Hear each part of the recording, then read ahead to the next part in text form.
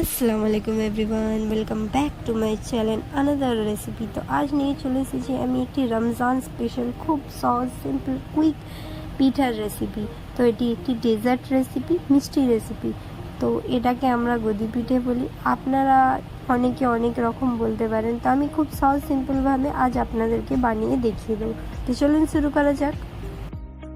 তো বন্ধুরা, যদি আপনি আমার চ্যানেলে নতুন হয়ে থাকেন তাহলে প্লিজ সাবস্ক্রাইব করে নেবেন, পাশে থাকা বেল আইকনকে প্রেস করে অল নোটিফিকেশন অন করে নেবেন, যাতে আমার চ্যানেলের সমস্ত রেসিপি ভিডিও সব থেকে প্রথমে আপনার কাছে আসে। তো চলুন শুরু করা যাক। তো আমি এখানে প্রথমে একটা জায়গা বসিয়ে নিয়েছি, তাতে আমি 4 থেকে 5 টেবিল চামচ চিনি দিয়েছি এবং 3টে আমি এলাচ দিয়েছি। তো এখানে আমি নারকেলকে প্রথমেই কুড়ে ভালোভাবে একটু আমি চিনি দিয়ে ভালো করে করে রেখেছিলাম, ছাই করে রেখেছিলাম যাকে বলে। তো আমি এটাকে আর একবার করবো, তো আমি সামান্য করেছিলাম, তো আপনারা একবারই করতে পারেন। তো আমি এখানে নারকেলকে মিক্স করে দিয়েছি চিনির সঙ্গে, আর আমি সামান্য পানি দিয়েছিলাম এতে।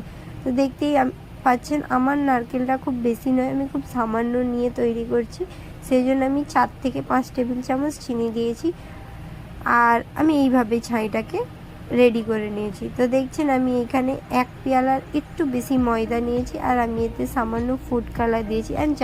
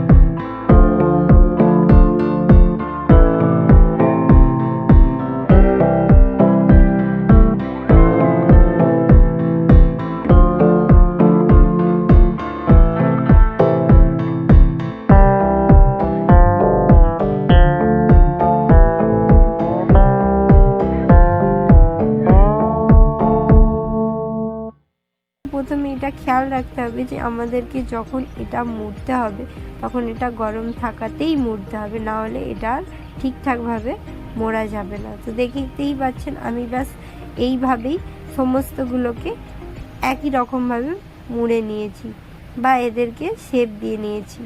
তো আমি এইভাবে সমস্ত পিঠাগুলোকে শেপ দিয়ে নিয়েছি, দেখতেই পাচ্ছেন। আমি আর একবার আপনাদেরকে ভালোভাবে দেখিয়ে দিলাম। তো এইভাবে আমি সমস্ত পিঠাগুলোকে তৈরি করে নিয়েছি।